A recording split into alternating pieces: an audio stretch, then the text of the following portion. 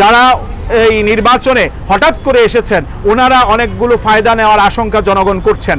আমাদের poster, leaflet, মাইকের গাড়ি ভাঙচুর করা হচ্ছে, বেধড়ক মারপেট করা হয়েছে, আমাদের মাইকিংয়ের গাড়িকে একেবারে দুমড়ে মুছড়ে দেওয়া হয়েছে। আমরা মনে করি জনগণের এই জোয়ার দেখে ওনারা ভয় পেয়েছেন এবং ভয় পেয়ে এখন কোনো উপায়ন্তর না দেখে আমাদের উপরে এই ন্যাক্কারজনক হামলার ঘটনা ঘটছে।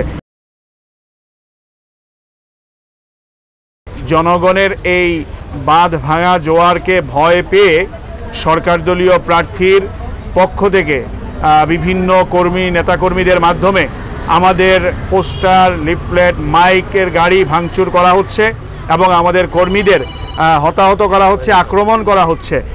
গত পরশুদিন 23 নম্বর ওয়ার্ডের নোয়াগাঁও এলাকায় আমাদের এক কর্মীকে বেধড়ক মারপেট করা হয়েছে, আমাদের পোস্টারকে ছিঁড়ে ফেলা হয়েছে এবং গতকালকে 11 নম্বর ওয়ার্ডের কোয়ারপাড় এলাকায় আমাদের মাইকিংয়ের গাড়িকে একেবারে দুমড়ে মুছড়ে দেওয়া হয়েছে, আমাদের মাইকিংয়ের যে সেট ছিল সেগুলোকে ফেলে দেওয়া হয়েছে।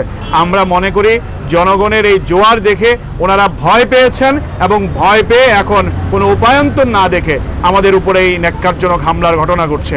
আমরা এর তীব্র নিন্দা জানাচ্ছি, পাশাপাশি আমি অত্যন্ত দুঃখের সাথে জানাচ্ছি আমরা এই ঘটনাগুলোর লিখিতভাবে নির্বাচন অফিসে অভিযোগ দায়ের করতে গেলে আমাদের কোনো ধরনের অভিযোগ তারা গ্রহণ করেননি। আমরা বিভিন্ন ছুতা দেখিয়ে ওনারা আমাদের অভিযোগকে ফিরিয়ে দিয়েছেন।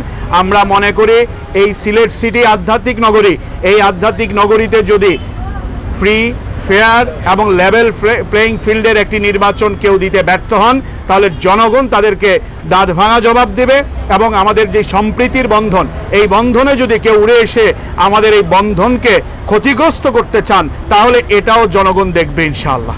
আমাদের নির্বাচনী কার্যক্রমের মধ্যে আমরা যতটুকু জানি প্রত্যেকটি কার্যক্রম এখন নির্বাচন অফিসের সাথেই আমাদের সম্পর্কিত।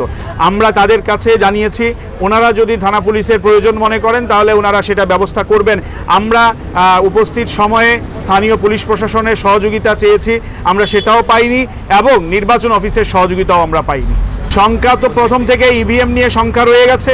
ইভিএমের সাথে আমরা জনসাধারণের সংগঠন, আমরা গণমানুষের সংগঠন, গণমানুষের সাথেই আমাদের উঠা বসা, গণমানুষের সাথেই আমরা কথা বলি, গণমানুষের কথাই আমরা মানুষকে বলি, গণমানুষের সাথে আমরা যাচ্ছি, তাদের কথা শুনছি। তারা ইভিএম নিয়ে এখনো সন্তুষ্ট না।